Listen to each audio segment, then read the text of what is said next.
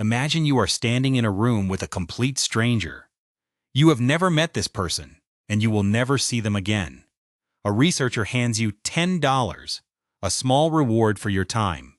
Then, they give you a choice. You can keep that money, every cent of it, and walk out the door. Or, you can choose to send any amount of that $10 to the stranger in the other room. Here is the twist. Whatever amount you choose to send will be tripled. If you send $5, they receive 15. If you send the full 10, they get 30. The stranger then has their own choice. They can keep all the money you just sent them, or they can send some of it back to you. Logic, the cold and calculating kind we often associate with economics, suggests a very specific outcome. The stranger should keep everything. Why would they give back a single penny to someone they do not know? And because you are a rational being who knows this, you should never send the money in the first place. You should take your $10 and leave. But that is not what happens. In fact, it is almost never what happens. Oh, most people send the money, and most strangers send a portion back. There is a ghost in the machine of our rational minds, a hidden engine that drives us to trust when we should be wary, and to be kind when we should be selfish. What if I told you that this entire mystery, the very foundation of human morality, could be distilled into a single molecule?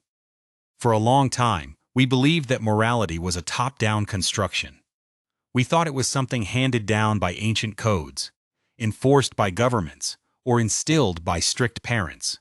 One researcher, growing up as an altar boy surrounded by the heavy scent of incense and the chanting of Latin phrases, began to wonder if there was something more primal at work.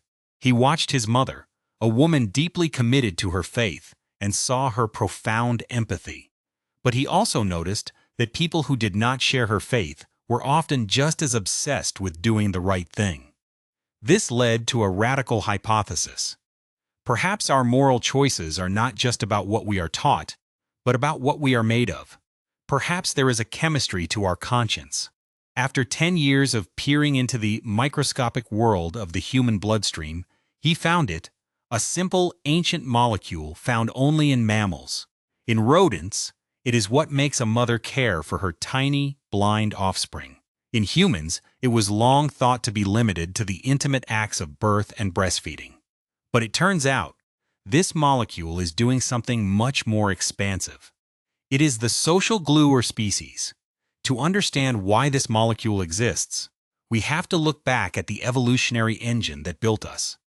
Imagine you are one of our distant ancestors on the African savanna hundreds of thousands of years ago.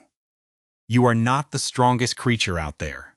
You do not have the claws of a lion or the thick hide of a rhino. Your only hope for survival is the group.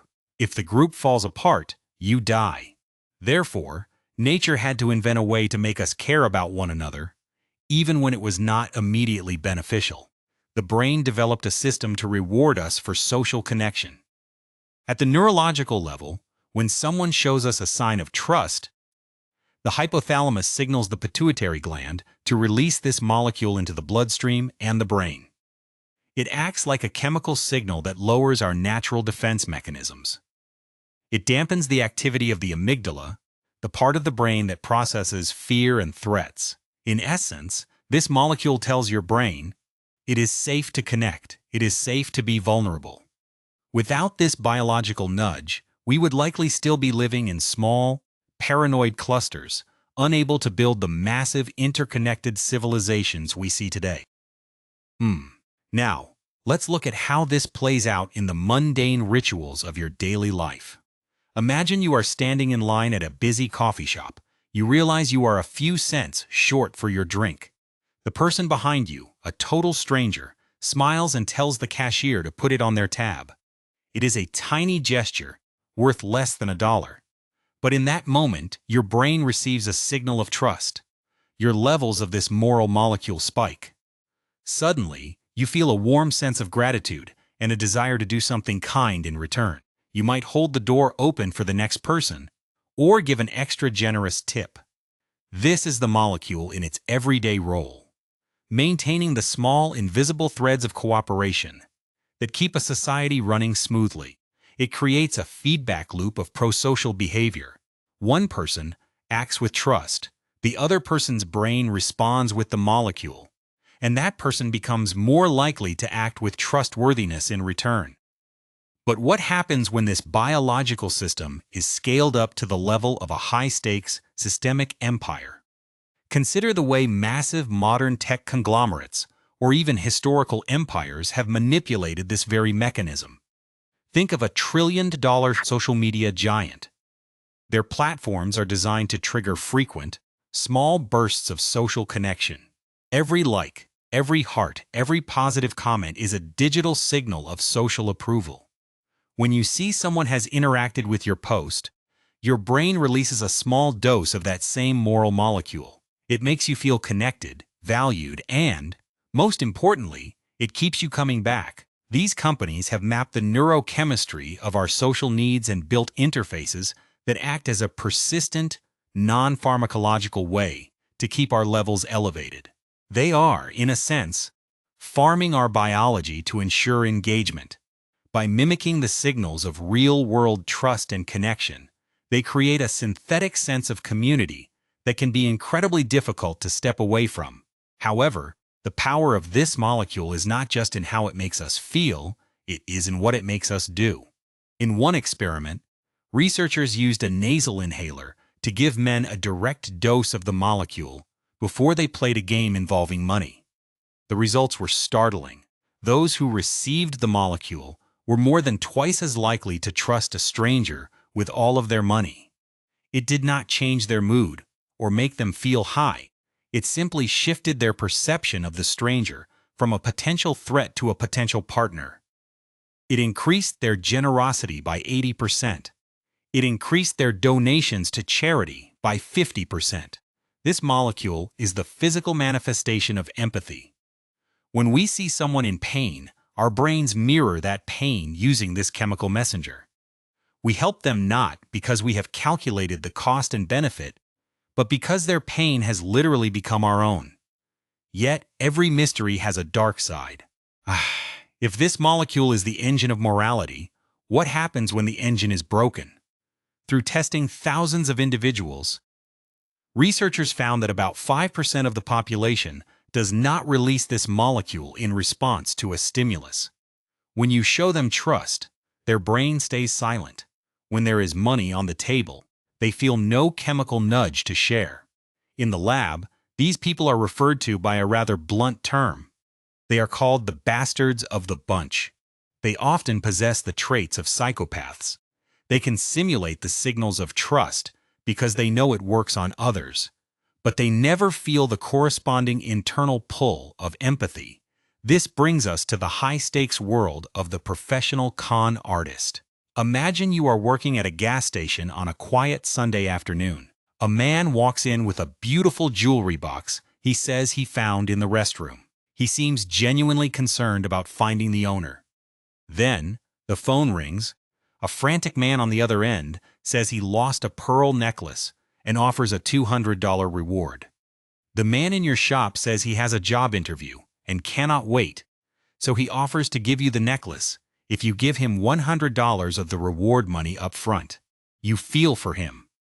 He has shown you trust by letting you hold the jewelry. Your brain is flooded with the moral molecule. You open your wallet and hand over the cash. Only later do you realize the necklace is fake and the phone call was a setup. The con artist succeeded not because he trusted you, but because he manipulated your biology into trusting him. He weaponized your own morality against you. We must also look through a critical lens at the limitations of this system. This moral machinery does not operate in a vacuum. It is constantly being modulated by other forces in the body. For instance, high levels of stress can completely inhibit the release of the molecule.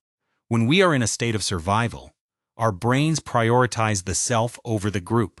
This is why people often act their worst during times of extreme crisis or prolonged poverty. Furthermore, there is a fascinating conflict between this molecule and another powerful hormone, testosterone. While the moral molecule connects us and fosters empathy, Testosterone can make us more selfish. In experiments where men were given testosterone, they became significantly less likely to share money. However, they also became much more likely to use their own resources to punish others who were acting selfishly.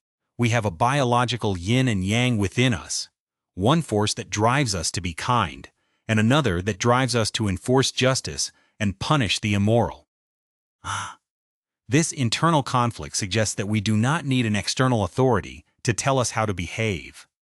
The rules of engagement are written into our very cells. But this system is fragile. It requires proper nurturing to develop. Studies of individuals who suffered abuse in childhood show that their ability to release the moral molecule is often severely impaired. The brain's social sensing equipment must be calibrated by love and touch early in life. If the world is shown to be a cold and dangerous place from the start, the brain may never learn to turn on its moral engine. Even with these limitations, the molecule is remarkably resilient and universal. It does not matter if you are in a high-tech city in Switzerland or in the remote highlands of a tropical island where people live much as they have for thousands of years. The chemistry remains the same. The researcher even took his equipment to a wedding to measure the flow of the molecule during the ceremony. He found that a wedding is like a solar system of empathy. The bride sits at the center with the highest spike in the molecule, followed by her mother, then the groom's father, and so on, radiating outward to the friends and family. The ritual of the wedding is a biological synchronization event. It is designed to bond the community to the new couple, ensuring they have the social support needed to raise the next generation. So, where does this leave us?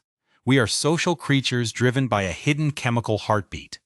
We connect through stories, through social media, through shared rituals, and even through the simple act of a hug. In fact, a simple hug can be enough to trigger a release of this molecule and lower the stress of another human being. It is a powerful tool we all carry with us every day. As you move through the world today, I want you to audit your own brain. When you feel a flash of anger at a stranger, or when you feel a sudden surge of warmth toward a friend, ask yourself, what is happening in my chemistry right now? Am I being driven by the engine of empathy, or is something blocking my connection? We often think of ourselves as the masters of our destiny, but we are also the passengers of our biology. The more we understand these hidden engines, the more we can choose to steer them toward a better world. If you want to be happier, if you want your relationships to flourish, the science suggests a surprisingly simple prescription. Connect more. Show trust even when it feels a little risky. Reach out. The molecule is there, waiting to be released. Follow us as we continue to peel back the layers of the human mystery, exploring the strange and beautiful forces that make us who we are. Eh?